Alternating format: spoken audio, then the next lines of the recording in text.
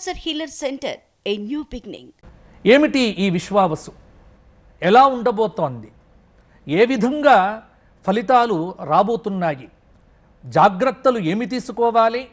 భగవద్ ఆరాధన ఏం చెయ్యాలి అనేటువంటి విషయములను మనకు పంచాంగం చెప్తోంది. ఆదివారం నాడు మనకు ఉగాది వచ్చింది. ఈ సంవత్సరం అగ్నిస్వరూప సూర్యుడు మనకు అధిదేవత కాబట్టి ఆదివారం నాడు ప్రతి ఒక్కరూ కూడా నియమంగా ఉండాలి.